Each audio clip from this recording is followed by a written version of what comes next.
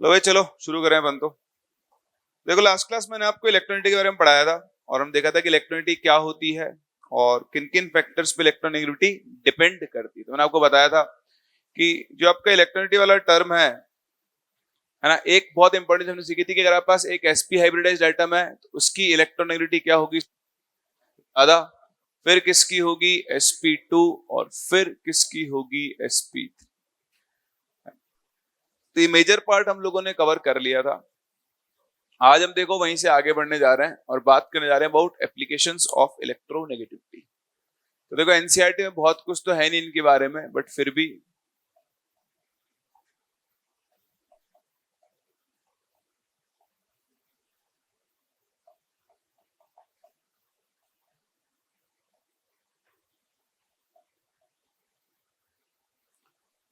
जो पहला एप्लीकेशन होता है इलेक्ट्रोनेगेटिविटी का वो होता है calculation of covalent bond length, या रादर आप बोलो single bond covalent bond length.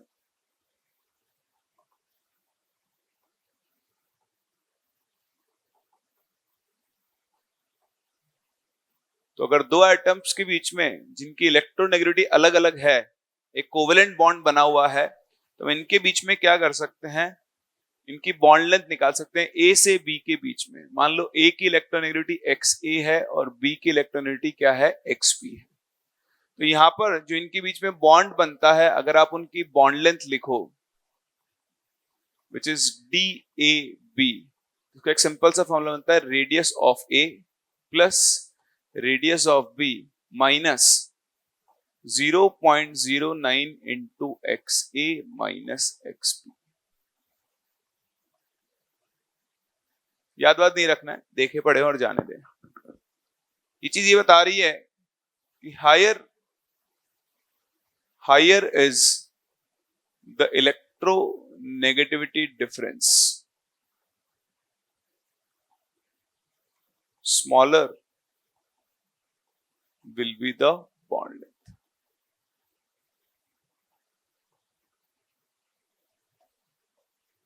ठीक है, जितना ज्यादा इलेक्ट्रोनेगेटिव डिफरेंस होगा बॉन्ड लेंथ भी क्या होगी, उतनी ही कम होती जाएगी। एक चीज तो आप ये पता कर सकते हो यहां से कि सिंगल बॉन्ड कोवेलेंट बॉन्ड की बॉन्ड लेंथ क्या आएगी।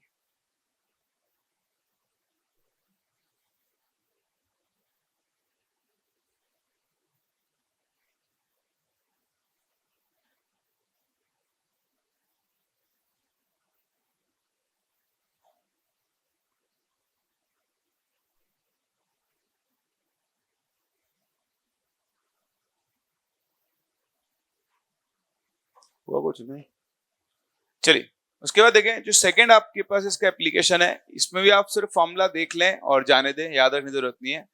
Calculation of percentage ionic character, percentage ionic character in a covalent bond.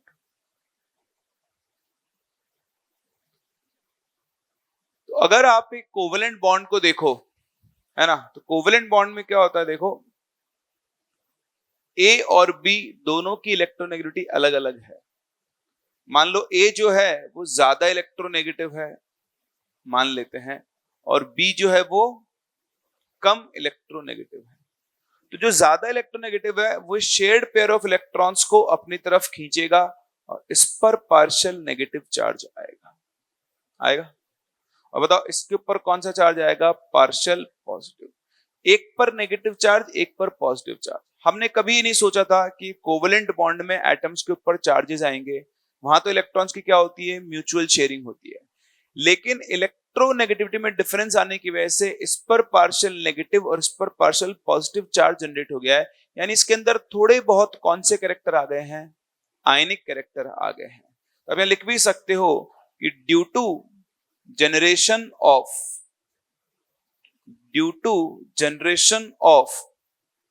negative and positive charge on the bonded atoms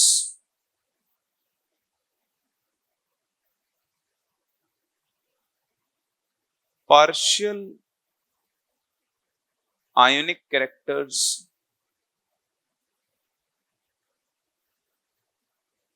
will be introduced in the covalent bond. तो इस covalent bond के अंदर कौन से characters introduce हो जाएंगे? Ionic character introduce हो जाएंगे। बोलो बात समझ में आ रही है? तो ये जो परसेंटेज आयनिक कैरेक्टर है, इसका फॉर्मूला क्या बनता है? Is 16 into XA minus XB plus 3.5 into XA minus XB का होल स्क्वायर। इसको हम हेंडरसन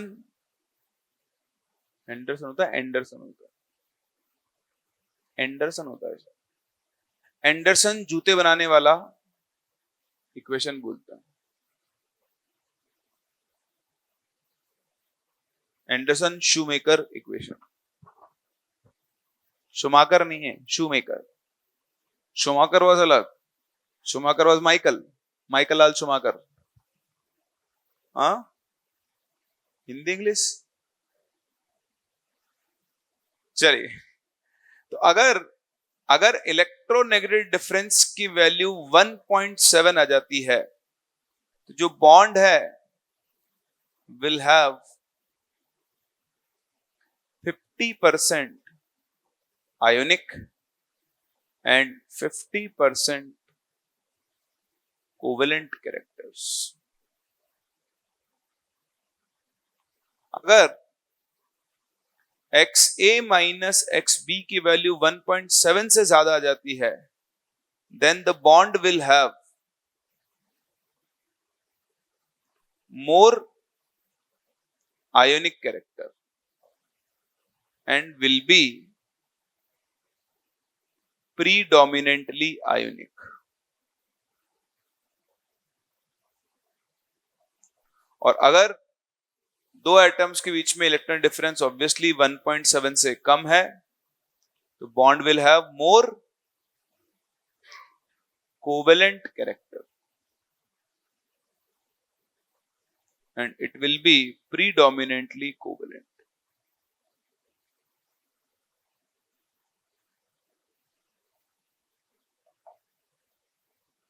समझ पा रहे हैं? तो ये आप ध्यान दें, ये बहुत बहुत बहुत इंपॉर्टेंट है कि बॉन्ड के अंदर किस तरह के कैरेक्टर होंगे। तो परसेंटेज आयनिक कैरेक्टर ना कोवेलेंट बॉन्ड आप इस फॉर्मूले से कैलकुलेट कर सकते हो। क्या प्रीडोमिनेंट ये कैरेक्टर है, शॉर्ट फॉर्म में लिख दिया, predominantly the bond will be predominantly ionic.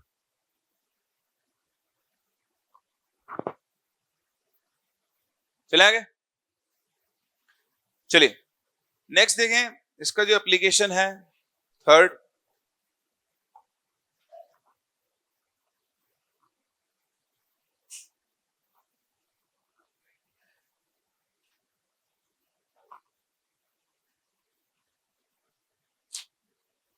चलिए,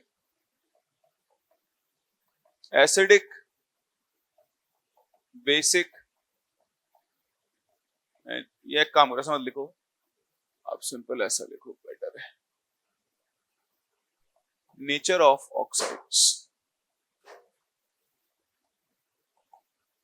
ये बहुत इंपॉर्टेंट है, सबसे इंपॉर्टेंट यही है, आप ये मान के चलो इसके अंदर।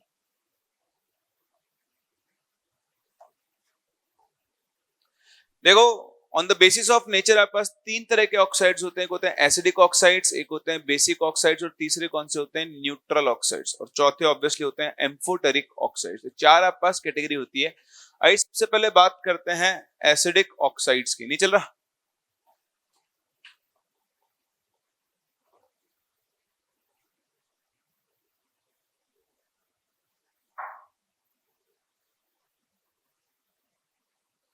जिसने बच्चों को मैसेज करते हैं वो वेट करेंगे।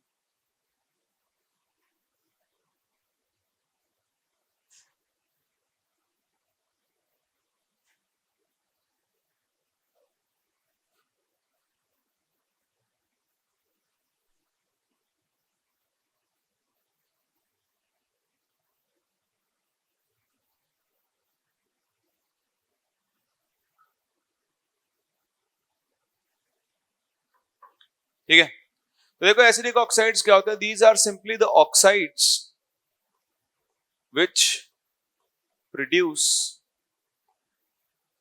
N acidic solution, acidic solution on dissolving in water. जो पानी में डिसॉल्व करने पर एसिडिक सॉल्यूशन बनाते हैं उन्हें तो हम कौन से ऑक्साइड्स बोलते हैं, एसिडिक ऑक्साइड्स बोलते हैं। ठीक है, क्योंकि बहुत सारे एग्जांपल हैं। In generally non metallic oxides are acidic. अब इसको थंब रूल होगा ना कि सारे दुनिया के नॉन मेटालिक एसिडिक हो गए, नहीं, generally most of the non metallic oxides क्या होते हैं, एसिडिक होते हैं। ठीक है, तो बहुत सारे एग्जांपल हैं। जैसे आपके पास CO2 है, तो जैसे आप CO2 को पानी में डिसॉल्व करते हो ना,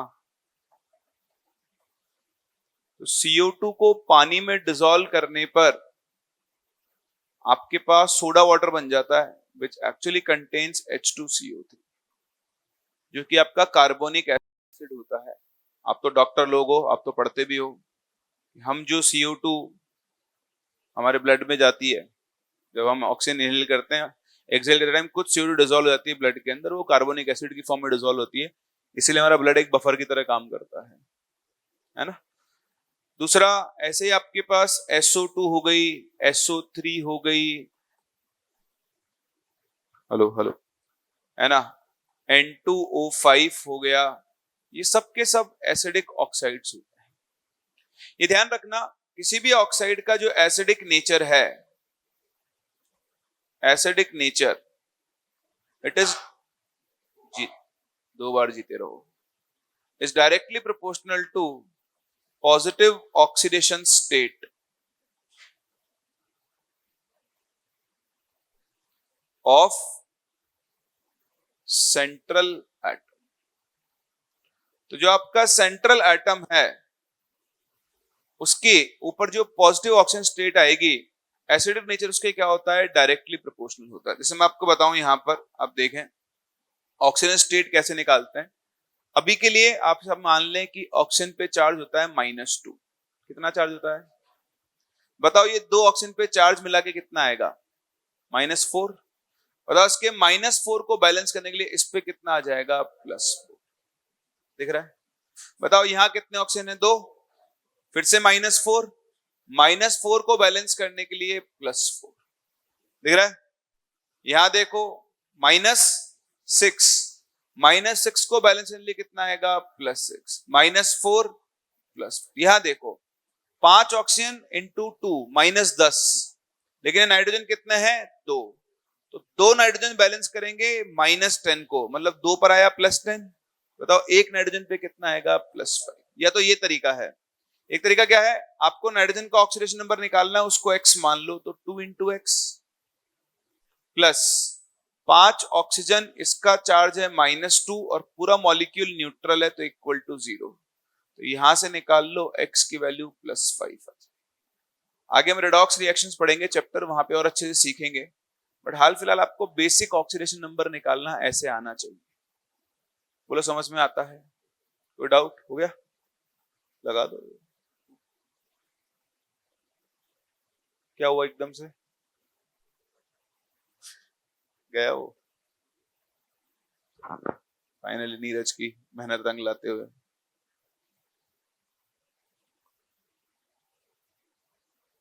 तो लिंक शेयर कर दे फिर सारे ग्रुप्स में। ठीक है, समझ में आ गया आप लोगों को? तो अगर आपको ये चीज पता है कि भाई एक्चुअली एसिडिक नेचर क्या होता है ना, ये डायरेक्टली प्रोपोर्शनल टू इलेक्ट्रोनेगेटिविटी होता है, और इलेक्ट्रोनेगेटिविटी जो होती है ना, वो डायरेक्टली किसके प्रोपोर्शनल होती है, पॉजिटिव चार्ज की। आप ध्यान रखना, मैं थोड़ा सा चेंज कर देता हूं आप लोगों के लिए, ये 2 चीज बहुत इंपॉर्टेंट है, ये आप लोग फिर आगे ऑर्गेनिक में भी यूज करोगे, GOC वगैरह में। तो एसिडिक नेचर जो होता है ऑक्साइड का, is directly proportional to electronegativity of central atom, and this is directly proportional to positive oxidation state of central atom. इसको पूरा लिख देता हूं, कंफ्यूज नहीं हो जाए। So positive oxidation state of central atom. सही है। तो जैसे मैं आपसे बोलूं कि यार SO2 और SO3 बताओ, SO2 और SO3 कौन ज्यादा एसिडिक है? SO3 is more acidic then SO2, क्योंकि यहां सल्फर का ऑक्सीजन स्टेट +6 है और यहां सल्फर का ऑक्सीडेशन स्टेट +4 है। ठीक है। जैसे मैं आपसे कहूं कि यार मुझे बताओ CO और CO2 एसिडिक कैरेक्टर, तो CO में कार्बन का चार्ज +2, CO2 में चार्ज +4, तो CO2 is more acidic then CO। ठीक है। जैसे मैं आपसे कहूं कि मेरे पास है N2O, मेरे पास है NO2, मेरे पास है NO, मेरे पास है N2O3 और मेरे पास है N2O5। इनको आप एसिडिक कैरेक्टर के ऑर्डर में अरेंज करो।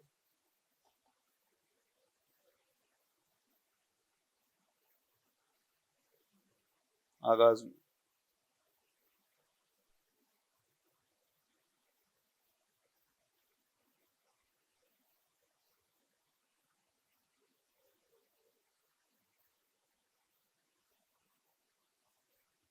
हाँ भाई, आवाज आ रही है सबको? हाँ आ रही, वो चल रहा है, रिकॉर्ड करने की जरूरत नहीं, छोड़ दो। हो गया? तो बताओ क्या होगा इनका ऑर्डर। तो सबसे पहले ऑक्सीडेशन स्टेट निकालो, तो देखो -2 को बैलेंस करने इन दोनों के ऊपर +2, तो इसका ऑक्सीजन स्टेट कितना हो गया? +1, इसका +4, -2 के लिए +2, ये हो गया +3 और ये क्या होगा? +5। किसी को ऑक्सीडेशन स्टेट में दिक्कत है तो पूछ लो। सही है?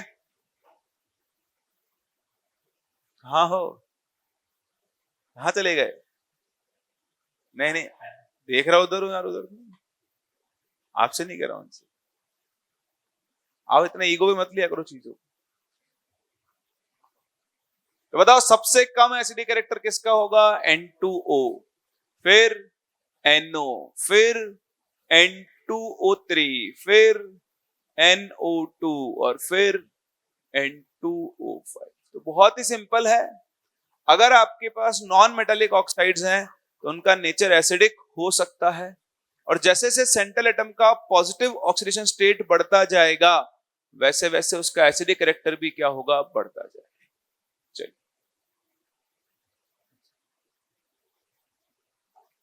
ठीक है जी।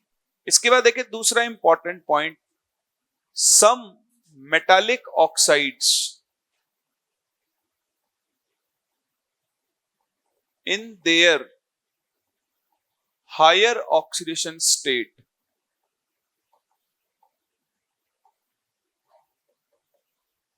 are also acidic। पता नहीं आपने बचपन में सुना है नहीं सुना है, non metallic oxides are generally basic, लेकिन कुछ नॉन मेटालिक ऑक्साइड्स क्या होते हैं, सॉरी मैं गलत बोल गया, एक्चुअली फ्लिकर कर रहा है, एक बार उसको बुला नहीं रहे उसको वापस।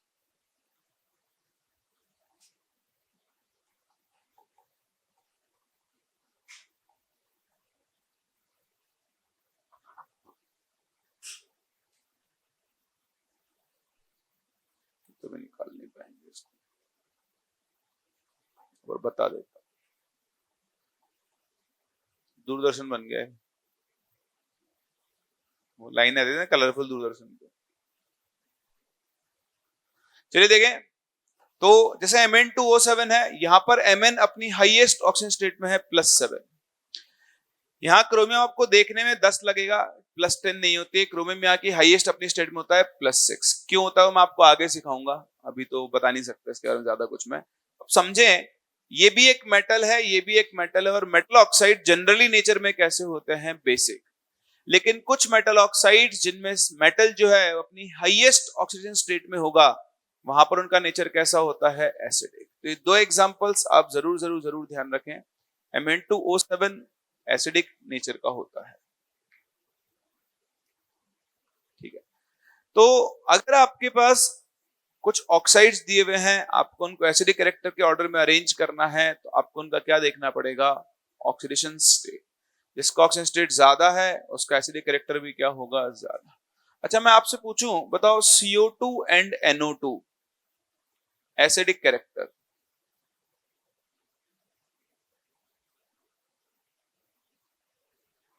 क्यों? इलेक्ट्रोनेगेटिविटी। जब दो अलग अलग एटम है तो nitrogen is more electronegative and carbon is less electronegative. तो CO2 is less acidic then NO2।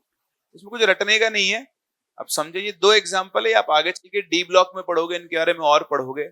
हाल फिलहाल आपको ये देखना है कि अगर आपको एसिडिक कैरेक्टर कंपेयर करना है, उसका एक ही तरीका है, पहले तो इलेक्ट्रोनेगेटिव देख लो। अगर एटम अलग अलग है, अगर एटम सेम है, जहां पर उसका पॉजिटिव ऑक्सीडेशन स्टेट ज्यादा, वहां पर उसका एसिडिक कैरेक्टर भी क्या होगा, ज्यादा। चलिए इसके बाद चलते हैं अगले उसके ऊपर, दैट इज बेसिक ऑक्साइड्स। तो बेसिक बोल लेते हैं, या कई बार वो एल्कलाइन वर्ड भी यूज कर लेता है।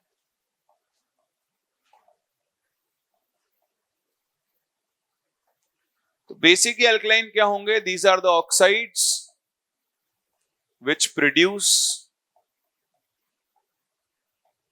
an alkaline solution on dissolving in water। पानी में डिसॉल्व करने पर एक एल्कलाइन सोल्यूशन प्रोड्यूस करे, उन्हें हम लोग क्या बोलते हैं, बेसिक या फिर एल्कलाइन ऑक्साइड्स बोलते हैं। ये इनमें ज्यादा कुछ है नहीं। इन जनरल मेटालिक ऑक्साइड्स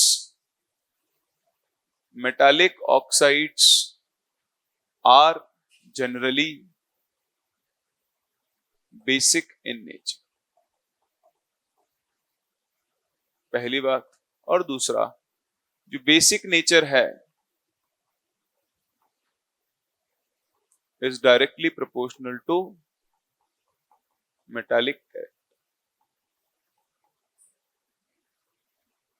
जितना ज्यादा मेटालिक नेचर होगा, ऑक्साइड का बेसिक नेचर भी क्या होगा, उतना ही ज्यादा। जैसे पढ़ लिया है पूरी पूरी टेबल पढ़ते पढ़ते, लिथियम है, सोडियम है ना, मेटालिक ऑक्साइड्स हैं। तो अगर मैं आपसे बात करूं Li2O, एक सेकेंड, Na2O, K2O, Rb2O है ना, और C, चलो ये देखते हैं इनका बेसिक कैरेक्टर। तो बताओ डाउन द ग्रुप जाने पर मेटालिक कैरेक्टर क्या होता है, हाँ, डाउन द ग्रुप जाने पर मेटालिक कैरेक्टर का क्या होता है, बढ़ता है। तो अगर मेटालिक कैरेक्टर बढ़ेगा तो बेसिक नेचर भी क्या होता है, बढ़ता है। इनका बेसिक कैरेक्टर इस तरह से इंक्रीज, ठीक है। मेटालिक कैरेक्टर मतलब इलेक्ट्रॉन देने की टेंडेंसी। तो डाउन द ग्रुप जाने पर मेटालिक कैरेक्टर बढ़ता है।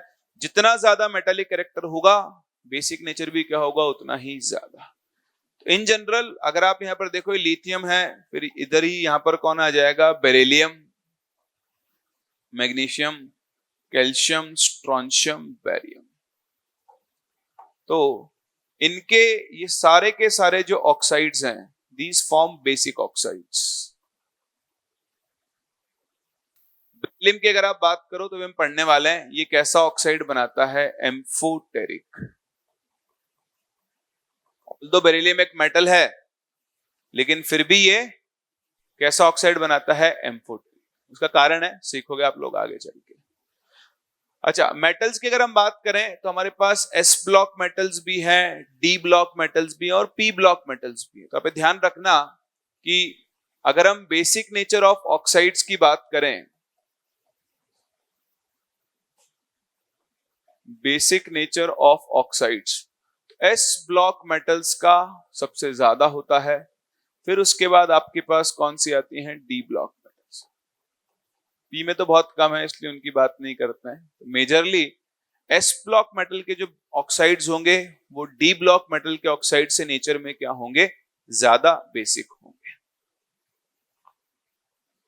ठीक है भाई, ऑनलाइन वाले स्टूडेंट्स सबको अभी मैं अपलोड करवा दूंगा अनलिस्ट करके वीडियो, आप लोग दोनों लेक्चर देख लेना।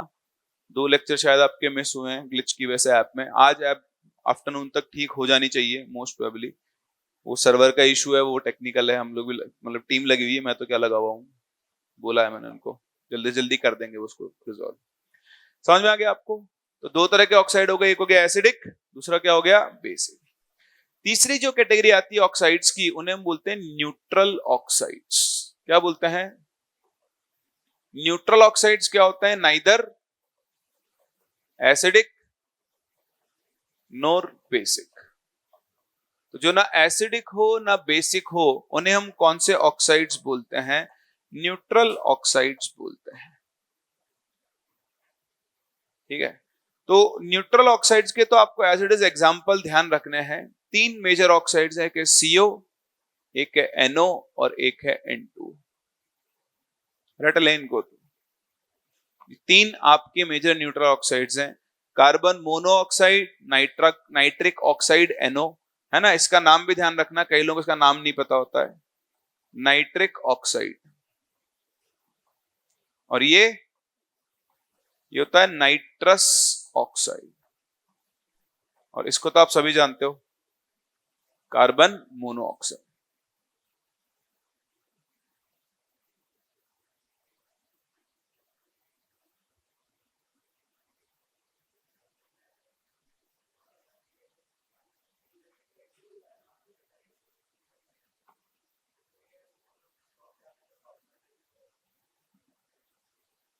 डांदे जाने पर ही पड़ेगा क्या बढ़ेगा? मेटेलिक रिएक्टर बढ़ेगा ही, बेसिक रिएक्टर क्यों बढ़ेगा?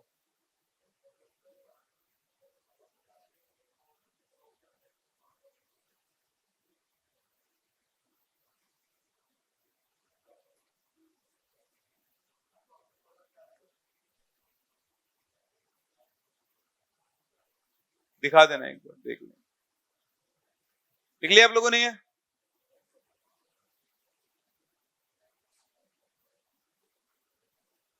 क्या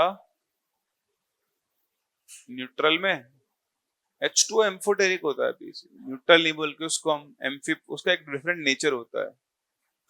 तो आप उसको बोल सकते हो, बट एक्चुअली आप उसको हाइड्रोजन का ऑक्साइड भी बोलते हो, ऑक्सीजन का हाइड्राइड भी बोलते हो। वो एक डिफरेंट सॉल्वेंट है, उसका नेचर बिल्कुल डिफरेंट है, उसको काउंट नहीं करते। क्या वो एम्फोटेरिक ही है? क्या चाहिए इसको यार, आज क्या ही बोलूं। एक बार आवाज लगाना नहीं तो। ठीक है, हो गया। इसके बाद देखो आपके पास जो अगला बनता है, उनको हम बोलते हैं एम्फोटेरिक ऑक्साइड्स। क्या बोलते हैं?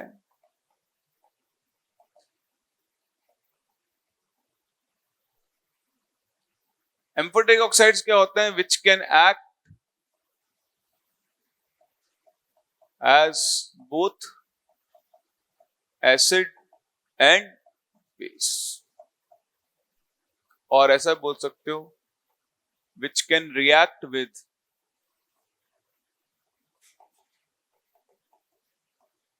Both acid and base. जो एसिड और बेस दोनों की तरह रिएक्ट कर ले, उन्हें हम लोग क्या बोलते हैं? एम्फोटेरिक ऑक्साइड्स बोलते हैं। ठीक है, देखें इसके लिए आपको एक ट्रिक याद रखनी है। ठीक है, यहां पर कौन होता है? देखो, जिंक होता है, बेरिलियम होता है, एल्यूमिनियम होता है, टिन होता है और लेड होता है। इसको हम याद रखते हैं एज जनाबे, जनाबे नहीं लिखते हैं, जनाबे लिखते हैं। जनाबे आली, संघ पंजाबी। क्या है? जनाबे आली संग पंजाबी। ये जो आपको 5 मेटल्स दिख रही हैं, इनके all oxides and hydroxides of these elements are amphoteric.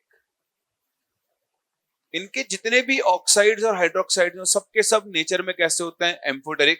जैसे मैं आपको एग्जांपल दे दूं, ZnO लिख लो या फिर ZnOH होल ट्वाइस लिख लो, आप BeO लिख लो या BeOH होल ट्वाइस लिख लो, आप एल्यूमिनियम का ऑक्साइड होता है Al2O3, इसके वैलेंस शेल में 3 इलेक्ट्रॉन होते हैं, इसके ऊपर +3 चार्ज आता है, ठीक है, ये आप देख भी लोगे और आगे चल के, तो ये बनाएगा AlOH होल थ्राइस। ऐसे ही PbO और PbO2 दो तरह के ऑक्साइड बनते हैं, यहां पर Pb+2 में होता है, यहां Pb+4 में है। इसका हाइड्रोक्साइड बनाओगे तो PbOH होल ट्वाइस, इसका हाइड्रोक्साइड बनाओगे तो PbOH होल। इन 5 एलिमेंट्स के जितने भी ऑक्साइड्स और जितने भी हाइड्रोक्साइड्स हैं वो सभी के सभी नेचर में कैसे होते हैं? एम्फोटेरिक होते हैं। बहुत इंपॉर्टेंट है, पूछता ही पूछता है इनको, तो हर 2-3 साल में एक बार पूछ ही लेता है, तो हो चुके हैं 2-3 साल, ध्यान रखना। फिर आता है Ga+3। Ga+3 का मतलब क्या है? गैलियम का वो ऑक्साइड जिसमें उसका ऑक्सीडेशन स्टेट कितना होगा? +3। तो आप देखो इसका फॉर्मूला खुद बना सकते हो, Ga पर +3 चार्ज। जब भी हम किसी, जिसको भी नहीं पता है ध्यान से सुन ले, जब भी हम ऑक्साइड बनाते हैं ऑक्सीजन पे चार्ज क्या आता है? 2-। सही है। अगर आप इन दोनों को क्रॉस मल्टीप्लाई करो तो बताओ इसका फॉर्मूला क्या बनेगा? Ga2O3। ठीक है, तो Ga+3 As+3 आर्सेनिक का +3 ऑक्साइड, जिसका फॉर्मूला क्या बनेगा? As2O3। वेनेडियम का +5 फॉर्मूला बनता है V2O5, और क्रोमियम का +3 दैट इज Cr2O3। देखो इसकी आगे ट्रिक बनती है, जनाबे आली संग पंजाबी, यहां हम लिखते हैं गाना गाते हैं, और ऐश भी पांचों ऊपर कितने थे? करते हैं। अब देखो यहां पर जो ते लिखा हुआ ना, जी हाँ, ये आपको फ्लैश नोट में लिखवाया था मैंने आपको, तो जो ते है ये ते +3 को दिखाता है, गाते +3, ठीक है। ऐश करते, वो भी करते लिखा नहीं है इसलिए, तो आप समझे, इतना आपको ध्यान रखना पड़ेगा। गैलियम का +3, आर्सेनिक का +3, वेनेडियम का +5 और क्रोमियम का +3, ये सबके सब नेचर में कैसे होते हैं? एम्फोटेरिक होते हैं। कैसे होते हैं? तो इनको आप जरूर जरूर जरूर याद रखें, ये आपसे पूछे जा सकते हैं, कॉपी कर लें।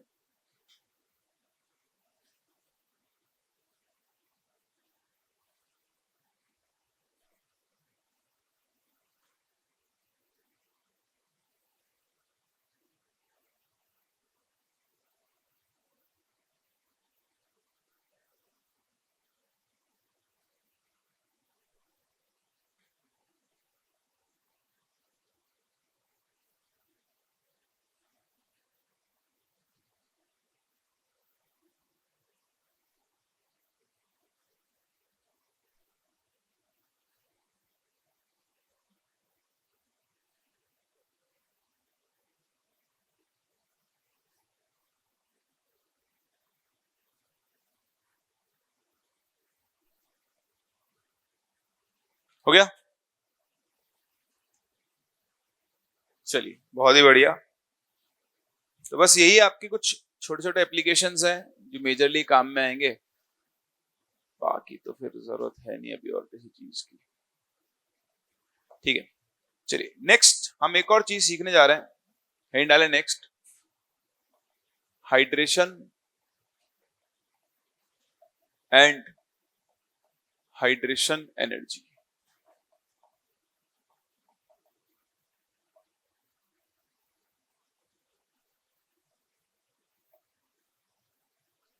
देखो क्या है हाइड्रेशन और क्या होती है हाइड्रेशन एनर्जी। आप इमेजिन करें कि जैसे हमने क्या ना वाटर के अंदर कोई भी एक आयन ऐड किया A+, when an ion, ion में दोनों ही हो सकते हैं, या तो कैटायन या फिर क्या होगा anion, is added to water. Let's say आपने कैटायन A+ ऐड किया वाटर में, ठीक है। अब अगर हम वाटर को ऑब्जर्व करें, बताओ वाटर का फॉर्मूला क्या होता है। तो ये O, ये H और ये H, सही है। देखो यहां ऑक्सीजन के पास इलेक्ट्रॉन पेयर भी होते हैं, और दूसरा बताओ ऑक्सीजन हाइड्रोजन में ज्यादा इलेक्ट्रोनेगेटिव कौन है, ऑक्सीजन। तो अगर ऑक्सीजन ज्यादा इलेक्ट्रोनेगेटिव है तो ये इलेक्ट्रॉन्स को अपनी तरफ पुल करेगा। तो बताओ ऑक्सीजन पे पार्शियल नेगेटिव और दोनों हाइड्रोजन एटम्स के ऊपर पार्शियल पॉजिटिव चार्ज आएगा। बोले ये समझ में आता है। तो देखो क्योंकि वाटर मॉलिक्यूल के ऊपर नेगेटिव पॉजिटिव दोनों तरह के चार्ज हैं, बताओ इस पे कौन सा चार्ज है, आयन पे पॉजिटिव। बताओ ये वाटर मॉलिक्यूल के कौन से एंड को अपनी तरफ खींचेगा। तो देखो ये इसके नेगेटिव एंड को खींचेगा, तो OH, ये इसका नेगेटिव एंड, ये पॉजिटिव और ये पॉजिटिव। ऐसे देखो OH, पॉजिटिव पॉजिटिव नेगेटिव, फिर से H, नेगेटिव पॉजिटिव पॉजिटिव। इस तरह से चारों तरफ से इसको वाटर मॉलिक्यूल्स सराउंड करना शुरू करते हैं। ये एक लेयर बनी। ऐसे ही दूसरा वाटर मॉलिक्यूल की लेयर, तीसरी लेयर, चौथी लेयर, बहुत सारे वाटर मॉलिक्यूल्स इसको चारों तरफ से क्या कर लेंगे, सराउंड। जस्ट इमेजिन यहां पर कुछ 10-15 हजार चींटियां घूम रही है और मैंने एक शक्कर का टुकड़ा उनके बीच में डाल दिया, बताओ क्या होगा। सारी की सारी चींटियां उस शक्कर के टुकड़े के ऊपर टूट पड़ेगी। अब आप देखो अगर उस शक्कर का इतना सा ब्लॉक है तो उसके चारों तरफ चींटियां होंगी, क्या चींटियों की एक ही लेयर बनेगी, एक के बाद एक के बाद एक चींटियां एक दूसरे के ऊपर पूरा झुंड चढ़ जाएगा। इधर वाली चींटी खा के जाती रहेगी, अगली वाली आती रहेगी, यही प्रोसेस चलता रहेगा जब तक पूरा का पूरा शक्कर का टुकड़ा गायब नहीं हो जाता है। तो सेम ऐसा ही होता है, ये शक्कर का टुकड़ा है और ये चींटियां हैं। जैसे आपने एक आयन को पानी में डाला, उसको चारों तरफ से वाटर मॉलिक्यूल्स क्या कर लेंगे, सराउंड कर लेंगे। ये तो था कैटायन। तो कैटायन को तो वाटर अपने नेगेटिव एंड से सराउंड करेगा। अगर इसी तरह आप इसमें एक एनायन को डाल दो B-, तो बताओ वाटर कौन से एंड से सराउंड करना शुरू करेगा। अब H+ इधर आएगा और O उधर जाएगा। अब वाटर इसको अपने पॉजिटिव एंड से सराउंड करना शुरू कर देगा, बट रिजल्ट क्या होने वाला है, सेम। और इस तरह से एक एनायन को भी वाटर मॉलिक्यूल चारों तरफ से क्या कर सकता है, सराउंड कर सकता है। तो ओवरऑल होता क्या है, इसी चीज को हम बोलते हैं hydration. So what happens is when an ion is added to water, the water molecules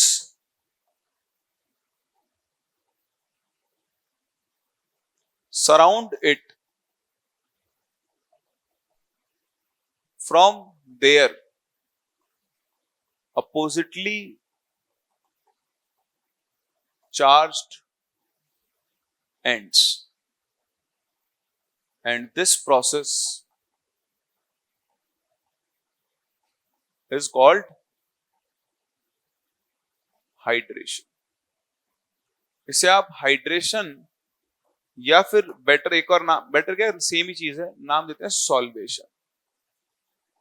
तो जब पानी है तो हम हाइड्रेशन यूज करते हैं। For water it is called hydration, क्योंकि वाटर को ग्रीक में हाइड्रा बोलते हैं। And for other solvents it will be known as solvation. कभी नमक पानी में डाला है? अगर आप प्योर NaCl को पानी में डालो तो थोड़ी देर में गायब हो जाएगा पानी के अंदर। बिल्कुल आपको अगर मैं नॉर्मल वाटर और NaCl घुला हुआ वाटर लाके दे दूं, आप उसमें डिफरेंशिएट नहीं कर सकते। यही होता है, जैसे आप NaCl को पानी में डालते हो, Na+ को अलग करता है वाटर मॉलिक्यूल, उसको ले जाता है, Cl- को अलग करता है, पूरे कंपाउंड को तोड़ देता है टुकड़ों में, इसलिए वो कुछ भी दिखाई नहीं देता। That is why it is called solvation.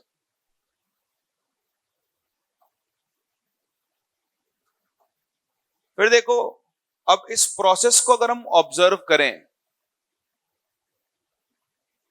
तो बताओ इस प्रोसेस में वाटर मॉलिक्यूल और आयंस के बीच में कौन सा फोर्स काम कर रहा है, अट्रैक्शन या रिपल्शन? अट्रैक्शन। अगर अट्रैक्शन काम कर रहा है तो आप ये ध्यान रखना, शायद मैंने कभी बताया हो, नहीं बताया तो आज बताया, तो सिंपल सा रूल है फिजिक्स का, नेचर का, कि जब भी कभी भी कहीं भी अट्रैक्शन होगा सिस्टम की एनर्जी क्या होती है, डिक्रीज, और जब भी कभी भी कहीं रिपल्शन होगा सिस्टम की एनर्जी क्या होगी, इंक्रीज। जिनको नहीं पता है अपनी कॉपी में टॉप पर लिख दें, attraction decreases the energy of system, repulsion increases the energy of system. ठीक है, तो बताओ यहां कौन से फोर्स काम कर रहे हैं? Since attractive forces are working,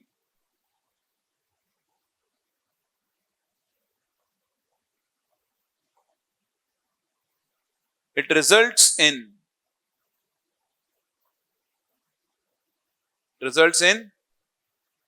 decrease in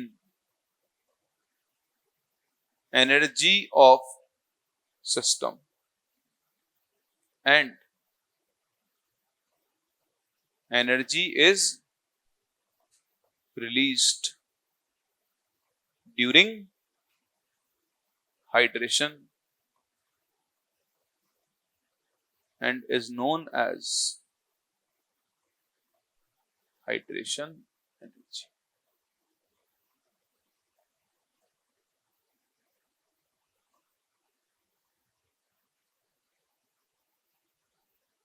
ठीक है, तो हाइड्रेशन के दौरान जो एनर्जी रिलीज होती है उसे हम लोग क्या बोलते हैं, हाइड्रेशन एनर्जी।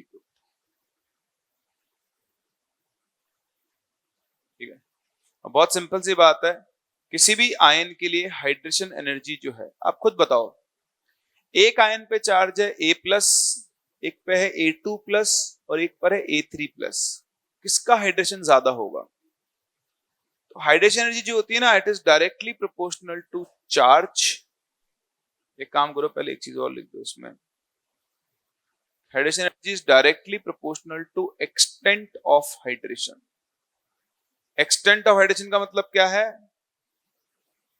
कितने वाटर मॉलिक्यूल सराउंड करते हैं, number of water molecules surrounding.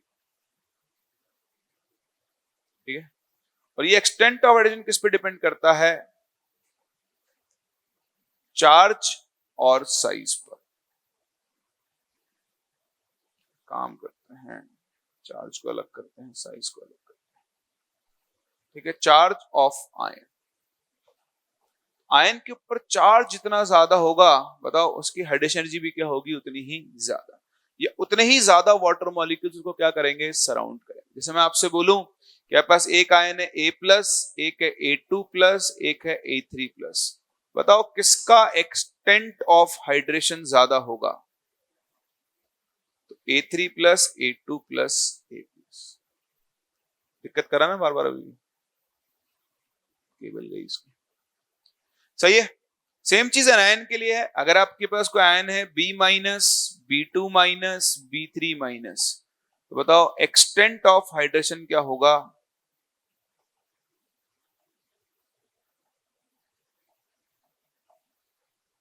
उतना ही ज्यादा।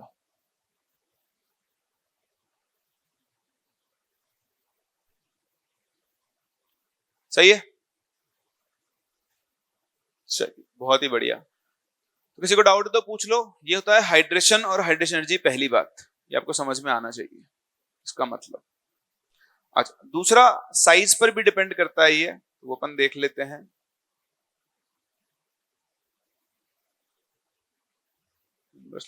यही लिख साइज, दोनों के लिए सेम, ठीक। इनवर्सली प्रोपोर्शनल टू साइज भी लिख दो यहीं पे। आयन जितना छोटा होगा साइज में, उसका हाइड्रेशन भी क्या होगा, उतना ही ज्यादा होगा, और उतनी ही ज्यादा उसकी हाइड्रेशन एनर्जी होगी।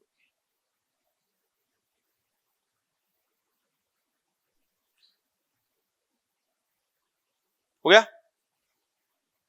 चलिए, अब जैसे मैं आपसे बोलूं कि मेरे पास है Li plus Na plus K plus Rb plus Cs plus, बताओ इनका हाइड्रेशन एनर्जी का ऑर्डर क्या होगा?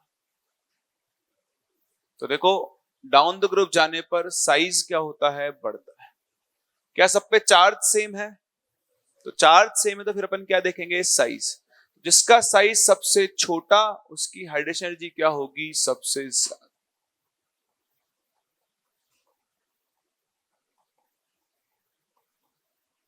सही है?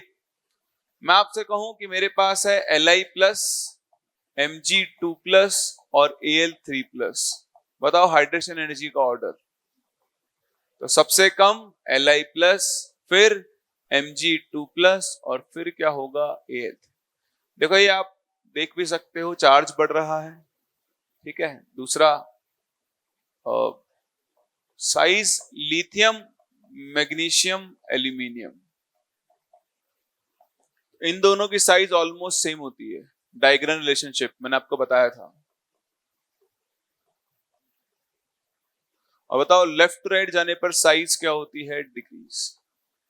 Al3 प्लस का साइज भी सबसे छोटा है और चार्ज भी क्या है, सबसे ज्यादा है, इसलिए उसकी हाइड्रेशन एनर्जी भी इन तीनों से क्या होगी, ज्यादा। बोले बात समझ में आ रही है? चलिए, अब अगली काम की चीज सीखो जो ज्यादा इंपॉर्टेंट है, that is size of hydrated ion. This is very very very important. क्या है, साइज ऑफ हाइड्रेटेड आयन। देखो मेरे पास दो तरह के आयन हो सकते हैं, एक तो होगा गैसियस आयन, जैसे Li प्लस गैस, ये इसका सिंबल हो गया। और एक मेरे पास होगा एक्वस आयन, जैसे Li प्लस एक्वस। इनमें डिफरेंस को समझें। अगर मैंने लिखा Li प्लस गैस तो it would be a single Li plus ion. Imagine कर रहे हैं हम इसको, ये रहा, ठीक है। लेकिन जब आप एक्वस आयन और हाइड्रेटेड आयन की बात कर रहे हो तो आपने हाइड्रेशन का मतलब समझ लिया है। बताओ क्या होता है हाइड्रेशन में। ये जो आपका Li प्लस होगा, इसको चारों तरफ से वाटर मॉलिक्यूल अपने नेगेटिव एंड से सराउंड करना शुरू करेंगे। दैट मींस इसके चारों तरफ वाटर मॉलिक्यूल्स की एक लेयर बन चुकी होगी, एक घेरा बन चुका होगा। हुआ नहीं होगा?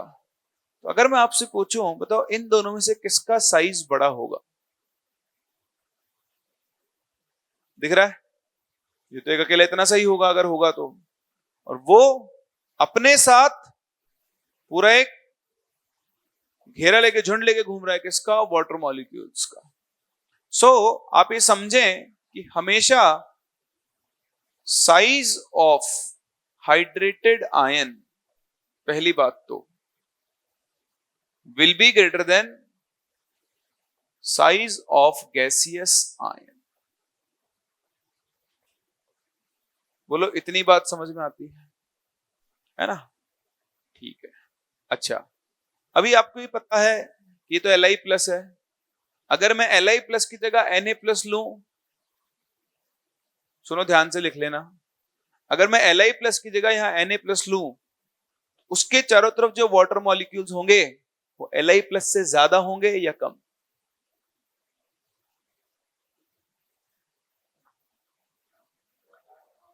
मान लो मैंने Na प्लस ले लिया, तो Na प्लस को भी वाटर मॉलिक्यूल सराउंड करेंगे। बताओ उसको Li प्लस के कंपैरिजन में कम वाटर मॉलिक्यूल सराउंड करेंगे या ज्यादा, और क्यों? पहले कम या ज्यादा? ज्यादा। क्यों? तो साइज बड़ा है तो, साइज बड़ा है तो एक्सटेंट ऑफ हाइड्रेशन क्या होगा, कम होगा। वहां दिखा भी अपने, देखो आपने इसकी हाइड्रेशन जी ज्यादा क्यों कही है, क्योंकि इसका हाइड्रेशन ज्यादा है, इसका हाइड्रेशन कम है। तो अगर मैंने Na प्लस लिया, उसको कम वाटर मॉलिक्यूल सराउंड करेंगे, K प्लस को उससे भी कम, Pb प्लस को उससे भी कम। तो दूसरी बात आप समझना कि जो साइज ऑफ हाइड्रेटेड आयन है, साइज ऑफ हाइड, देखो कुछ भी रटने का नहीं है, आप सिर्फ हाइड्रेशन का मतलब समझ लो। अब size of hydrated ion obviously किसके डायरेक्टली प्रोपोर्शनल होगी? Extent of hydration. जितने ज्यादा वाटर मॉलिक्यूल सराउंड करेंगे उतना ही बड़ा गोला होता जाएगा, साइज उतना ही बढ़ता जाएगा। और बताओ एक्सटेंट ऑफ हाइड्रेशन किस पे डिपेंड करता है? Magnitude of charge and is inversely proportional to size. बोलो समझ में आ रहा है? अगर आपको ये समझ में आ रहा है, अब अगर मैं आपसे पूछूं साइज ऑफ एक्वस आयंस, या साइज ही लिख लेते हैं सिंपल, इसी फॉर्म में आपसे पूछेगा, बताओ Li plus gas, Na plus gas, K plus gas, Rb plus gas and Cs plus gas, बताओ साइज का ऑर्डर। डिक्रीजिंग। क्या अभी हाइड्रेशन हुआ है? ये सब कौन से हैं? गैसियस आयंस, तो हाइड्रेशन नहीं हुआ है, तो साइज डाउन द ग्रुप जाने पर क्या होती है? इंक्रीज। कहां लिख रहा था? नहीं नहीं, गैस ही लिख रहा था मैं, तो अब लिखूंगा Li plus aqueous, Na plus aqueous, K plus aqueous, Rb plus aqueous और Cs प्लस एक्वस। हाँ जी, अब ऑर्डर क्या हो जाएगा? उल्टा, क्योंकि ये कौन से आयन है? एक्वस आयन या हाइड्रेटेड आयन। तो देखो ये है गुड़ और ये है गोबर, मिक्स मत करना, कहीं गुड़ का गोबर और गोबर का गुड़ कर दो। यही सबसे बड़ी मिस्टेक करते हैं आप लोग। क्वेश्चन को बड़े ध्यान से पढ़ लेना, आपसे कौन सी साइज पूछी गई है, गैसियस आयन की साइज पूछी गई है या फिर हाइड्रेटेड आयन की साइज पूछी गई है। दोनों का ऑर्डर जस्ट दूसरे का क्या हो जाएगा? अपोजिट हो जाएगा।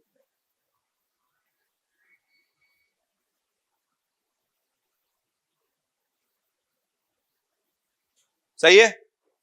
कोई दिक्कत किसी को? जल्दी से छापो फिर आगे बढ़ते हैं। किसका? मेरा टाइम क्यों है?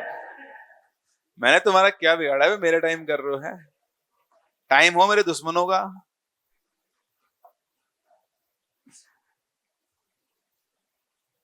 अभी तो मेरे पोते पोती भी नहीं हुए, पोते पोती नाता नाती।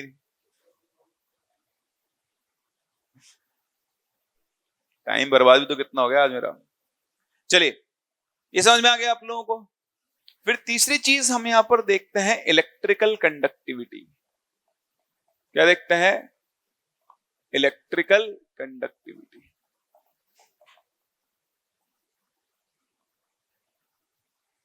तो देखो, किसी भी फॉर एन एक्वस सोल्यूशन, या ऐसा मत लिखो, फॉर मत लिखो,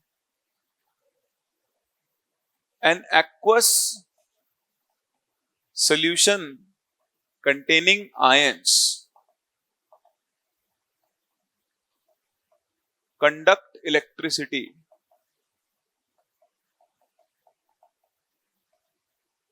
due to movement of ions. Ions के मूवमेंट की वजह से एक सॉल्यूशन जो होता है वो इलेक्ट्रिसिटी को क्या करता है? कंडक्ट करता है। ठीक है, जैसे आपके पास ये कंटेनर है, मान लो इसको आपने कनेक्ट कर दिया पॉजिटिव टर्मिनल से, इसको कनेक्ट कर दिया नेगेटिव टर्मिनल से, और यहां पर जल भर दिया, और जल को भरने के बाद उसमें आपने नमक डाल दिया Na प्लस और Cl माइनस। जैसे ही आप यहां से बैटरी ऑन करोगे, बताओ प्लस वाला किधर भागेगा? माइनस वाले की तरफ, और माइनस वाला किसकी तरफ भागेगा? प्लस वाले की। समझ में आ रहा है? तो ये बन गया कैथोड। कैथोड बोले तो cathode is a combination of cation plus electrode. मतलब वो इलेक्ट्रोड जिधर कैटायन जाएगा और वो इलेक्ट्रोड जिधर एनायन जाएगा उसको हम क्या बोल देंगे, एनोड। तो कैथोड और एनोड ये आपके दो अलग अलग वो रहते हैं। समझ में आ रहा है आप लोगों को? फिर आप समझें कि क्या पीरियडिक का नहीं, उसका पार्ट नहीं है, पर उसका पार्ट है भी, कहीं भी काम में आ सकता है, फंडामेंटल है। फिर देखें आप, higher is the mobility of an ion. Mobility का मतलब आप समझते हो, मूवमेंट, जितना आसानी से वो मूव कर पाएगा। Higher will be the electrical conductivity. ठीक है, तो एक आयन जितना तेज मूव कर सकता है पानी के अंदर, सॉल्यूशन की इलेक्ट्रिकल कंडक्टिविटी क्या होगी, उतनी ही ज्यादा होगी। अब आप समझें कि मैं इसमें अलग अलग आयन्स अगर डाल दूं, तो आप बताओ ये कैटायन इस इलेक्ट्रोड की तरफ क्यों जा रहा है? क्योंकि इसके ऊपर कौन सा चार्ज है, नेगेटिव, इस पे कौन सा चार्ज है, पॉजिटिव। ये इलेक्ट्रोड इस आयन के ऊपर कौन सा फोर्स लगा रहा है, इलेक्ट्रोस्टैटिक फोर्स। कौन सा फोर्स लगा रहा है? So during the process the electrode applies या exerts electrostatic force on the ions, the hydrated ions. F is equals to क्या होता है, K Q1 Q2 upon R square. पढ़ा हुआ है आप लोगों ने? यानी ओवरऑल मैं ऐसा बोल सकता हूं कि जो फोर्स है, जो अट्रैक्शन फोर्स है, is directly proportional to charge of ion. Ion का चार्ज जितना ज्यादा होगा, इलेक्ट्रोड उसको उतनी तेजी से बुला रहा होगा, और जितना कम होगा उतना ही कम फोर्स होगा। तो बेसिकली ये जो हमारी इलेक्ट्रिकल कंडक्टिविटी है,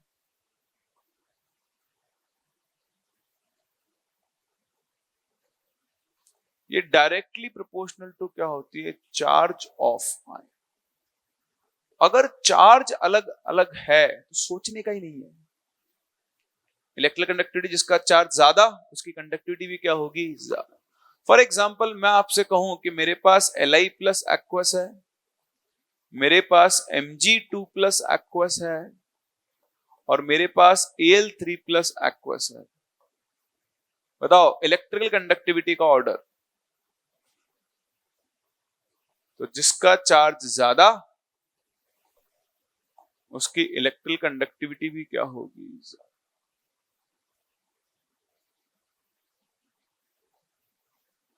सही है? सुनना ध्यान से, अगर मैं आपसे बोलूं कि इनकी मोबिलिटी का ऑर्डर बताओ,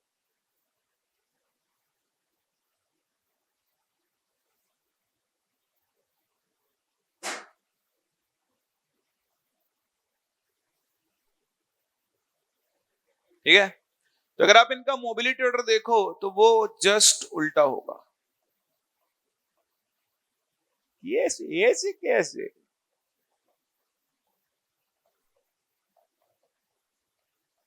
मतलब ऊपर तुम कुछ और लिखते हो, नीचे कुछ और इधर बताते हो, क्या चक्कर है भाई? यहां लिखा higher is the mobility of an ion, higher will be the electric conductivity, ये सही है। लेकिन higher is the electric conductivity, higher will be mobility, वो सही नहीं। रुको जरा, सबर करो, let me speak. Mobility is without current.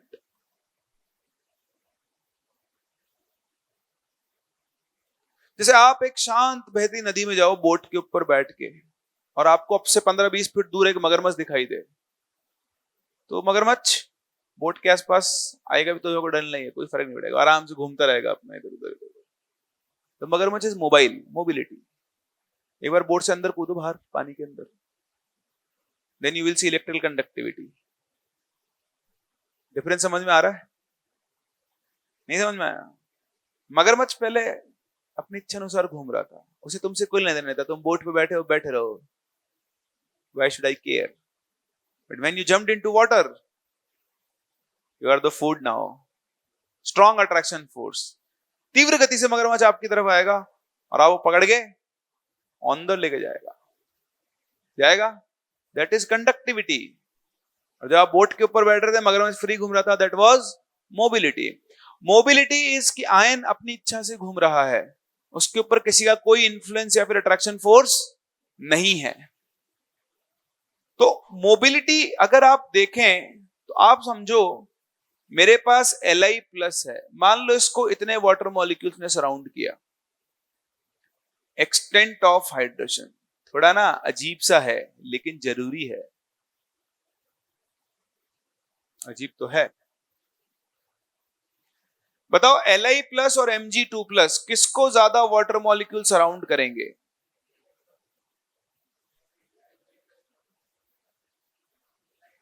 कर दिया ना गुड़ और गोबर मिक्स, इसीलिए कहा था गुड़ गोबर मत करना।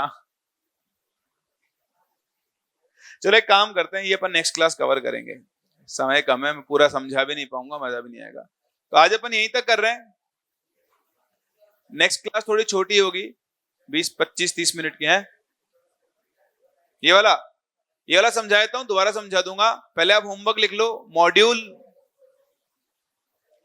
भाई जिन लोगों की पिछली क्लास छूटी हुई है वो मॉड्यूल के 1 to 50 क्वेश्चन सॉल्व कर लेना। ऑनलाइन वालों को बोल रहा हूँ, ऑफलाइन वालों को बोल रहा हूँ जिन्होंने नहीं किए हैं। और नेक्स्ट आपको 50 से लेकर, देखा ना मॉड्यूल का है, बस तो पूरा हो ही गया।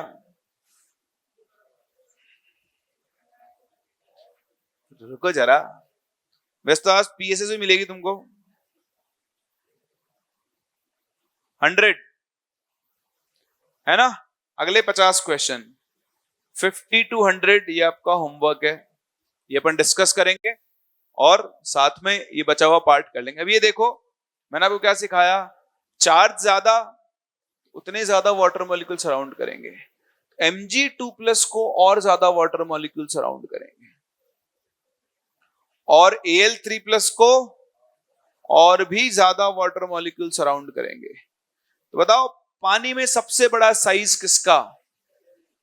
Al3 प्लस होगा। तो बताओ जब मोबिलिटी की बात कर रहे हैं, कोई अट्रैक्शन फोर्स नहीं है, तो कौन ज्यादा आसानी से मूव करेगा, Li प्लस या Al3 प्लस?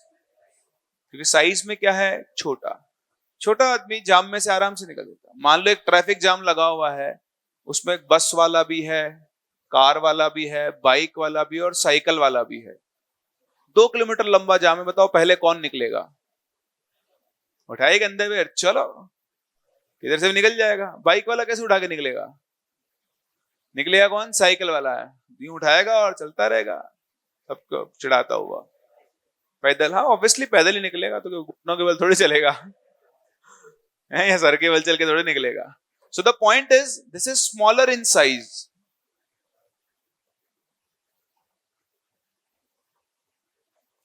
सो हायर मोबिलिटी। देखो मोबिलिटी तो शायद ही आपके कहीं काम में आए, वो तो मैंने टॉपिक छेड़ दिया इसलिए मैं आपको बता रहा हूं। तो मोबिलिटी और इलेक्ट्रिकल कंडक्टिविटी में आपको डिफरेंस पता होना चाहिए। कभी समझ में नहीं आए तो मगरमच्छ वाला एग्जांपल याद कर लेना, या उससे बढ़िया एग्जांपल और दे सकता हूं मैं आपको। जब ट्रैफिक जाम लगा हुआ है तो सबसे आसानी से कौन निकल रहा है? क्यों? क्योंकि उसकी मोबिलिटी ज्यादा है, साइज में छोटा है। अब वापस से ट्रैफिक जैम में पहुंचो, ये रेड लाइट है, रेड लाइट के उस तरफ आप खड़े हो, बढ़िया वो अनाउंसमेंट वाला साउंड सिस्टम लगा के, और आपने बोला कि जो मेरे पास सबसे पहले पहुंचेगा उसे 10 करोड़ रुपए दूंगा। कितने दूंगा? अट्रैक्शन फोर्स जनरेट कर दिया। अब बताओ सबसे पहले साइकिल वाला पहुंचेगा या बस वाला? कैसे पहुंचोगे बे, तुम तो हो ही नहीं वहां। अच्छा आपके पास क्या है? साइकिल है, कार है, बस है, बाइक है, और मान लो एक जेसीबी वाला भी खड़ा हुआ है, सबसे पहले कौन पहुंचेगा? वो सबको उड़ाता हुआ जाएगा। क्यों? क्योंकि अब बात आ गई है 10 करोड़ की। अट्रैक्शन जनरेट कर दिया आपने। तो जब अट्रैक्शन जनरेट कर दिया तो जो सबसे भारी है, ये सबसे भारी क्यों है? कि इसके ऊपर चार्ज क्या है? सबसे ज्यादा। तो सबको आलतू बलतू साइड में हटाता हुआ सबसे पहले भाग के निकलेगा। लेकिन जब सब रूल्स फॉलो कर रहे हैं, किसी तरह कोई अट्रैक्शन नहीं है, तो बस वाला बेचारा जाम से सबसे लास्ट में निकलता है।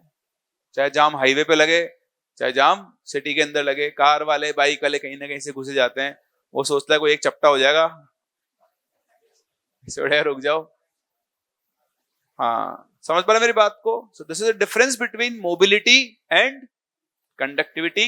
तो मोबिलिटी सबसे ज्यादा इसकी होगी, इसकी सबसे कम होगी क्योंकि सबसे बड़ा है। कंडक्टिविटी इसकी सबसे ज्यादा होगी क्योंकि इसके ऊपर क्या लग चुका होगा? अट्रैक्शन फोर्स लग चुका होगा। ये मुझे समझाना था। एक तो छोटी मोटी चीजें और हैं, उसको कवर कर लेंगे, डिस्कशन करेंगे उसके बाद नेक्स्ट क्लास।